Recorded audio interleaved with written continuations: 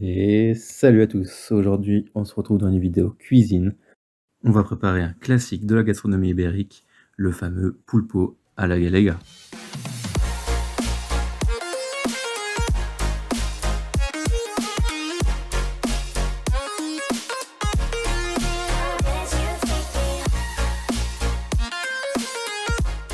Pour la réalisation, vous commencez par prendre la planche à découper, vous aurez besoin de sel, d'huile d'olive vierge extra, de paprika doux fumé et d'un poulpe, et c'est tout. Pour le poulpe, vous avez deux options, ou vous allez au magasin en acheter un, ou vous mettez la combi et vous allez chercher vous-même dans l'eau.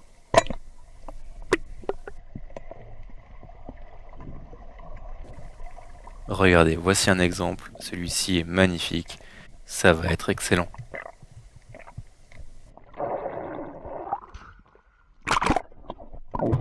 D'ailleurs, si vous ne l'avez toujours pas fait, abonnez-vous à ma chaîne, c'est très important pour moi, ça ne vous coûte absolument rien, ça vous prend une seconde, et comme ça vous serez avisé de mes prochaines sorties de vidéos, que ce soit de pêche sous-marine ou de cuisine.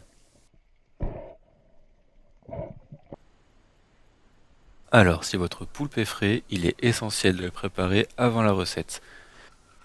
Une fois que vous l'avez bien vidé et lavé, il faut que vous le congeliez au minimum 48 heures. Vous pouvez le laisser plus longtemps si vous le souhaitez, une semaine voire plus, il n'y a aucun souci.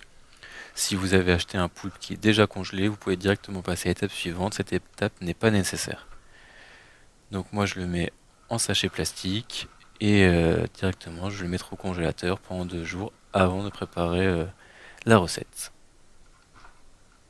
Hop, voici, je ferme et je fais ça au final avec tous les poulpes et comme ça quand j'ai besoin d'en préparer un, je le sors et y a aucun problème, il faut le sortir la veille. Donc là, j'ouvre le congélateur. Parmi les poissons que vous avez pêchés qui sont au congélateur, vous trouvez une petite place. Vous mettez votre poulpe et vous attendez au moins 48 heures. Une fois ce temps passé, vous récupérez votre poulpe congelé. Vous allez faire décongeler la journée au frigo. Donc vous pouvez le sortir le matin par exemple pour le préparer le soir. Ça sera parfait. Donc là, je le mets au frigo et j'attends la journée pour qu'il soit décongelé.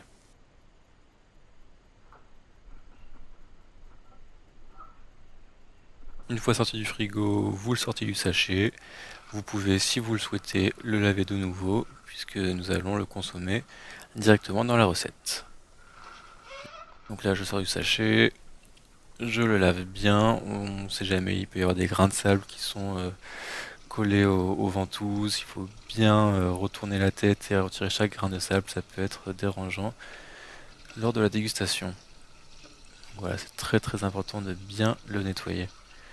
Par contre, il n'y a aucune préparation supplémentaire à faire. Il faut laisser le poulpe tel qu'il est, avec la peau.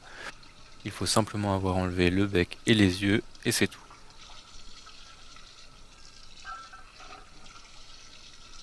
Hop, donc je nettoie bien le plat. Je récupère mon poulpe bien nettoyé sans aucun grain de sable. N'hésitez pas à enlever l'eau et à nettoyer votre plan de travail au fur et à mesure de la préparation. Hop, on se lave les mains. On s'essuie bien et on va pouvoir commencer. On enfile le tablier, très important. Et c'est parti. On va commencer par allumer le gaz. Vous mettez votre gaz sur feu moyen, moyen fort.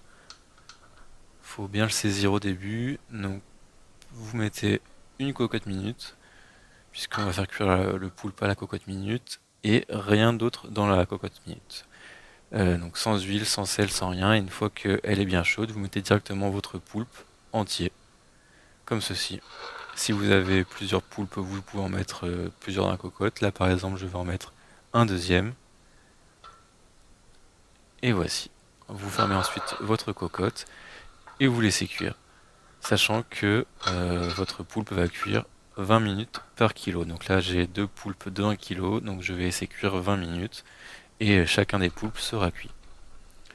Ne pas hésiter au début à bien mélanger comme je viens de faire pour éviter que le poulpe colle.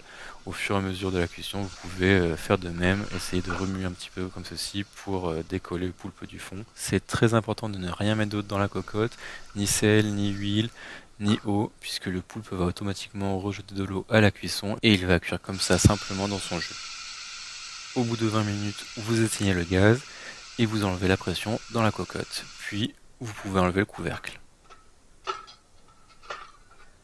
Et regardez, une fois que la buée sera passée, le poulpe est parfaitement cuit, il a pris une jolie couleur rouge bordeaux, rouge foncé, un peu couleur vin. Sans attendre, vous vous munissez d'une fourchette et vous récupérez votre poulpe encore chaud. On va le découper, le manger sans attendre. Donc là, je le mets sur ma planche à découper, je prends le couteau et je vais commencer à nettoyer le poulpe et le couper en morceaux. Je commence par bien aiguiser le couteau, c'est très important. Ça va nous permettre par la suite de faire des beaux morceaux.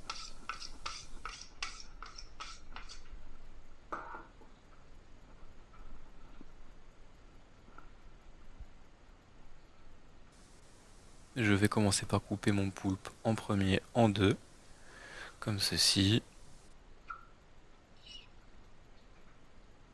Et je vais ensuite séparer chacun des tentacules. Regardez ici, le premier tentacule, le second, puis vous réalisez de même pour tous les autres. Donc là, avec un demi-poulpe, j'en ai assez pour une personne, parce que c'était un poulpe pas très très gros non plus. Vous en profitez toujours pour nettoyer au fur et à mesure votre plan de travail, comme je suis en train de faire. C'est toujours mieux de travailler dans de bonnes conditions. Et une fois que vous êtes prêt, du coup, je vais nettoyer mes tentacules. Alors vous n'êtes pas obligé de le faire, certains mangent directement la peau, mais personnellement, je préfère l'enlever. Puisque c'est un peu gélatineux et ça n'apporte pas grand chose à la dégustation. Vous allez voir qu'une fois cuit, c'est très très facile d'enlever la peau. Regardez, elle se décolle toute seule. Donc vous pouvez prendre vos tentacules un par un et très facilement, regardez, les nettoyer, les parer pour ne garder que la chair. Voilà, c'est très facile.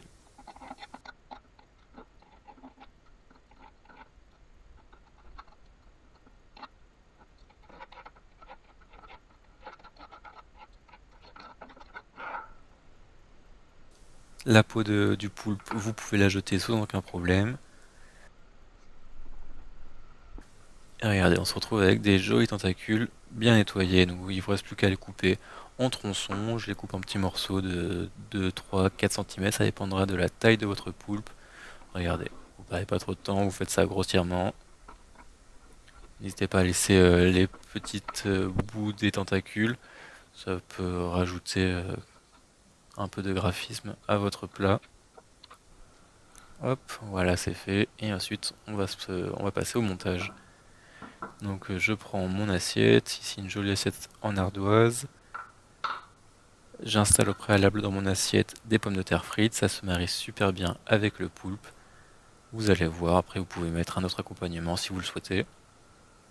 Et une fois que c'est fait, j'installe à côté le poulpe. Alors, moi je le fais d'une façon, vous pouvez le faire d'une autre façon, il n'y a aucun souci, ça changera absolument rien au goût. Hop, voici, je perds pas trop de temps, je les installe rapidement dans mon assiette. Voilà, les petits bouts de tentacules. Et une fois que c'est fait, on va passer à l'assaisonnement qui est très important, c'est même essentiel dans la recette.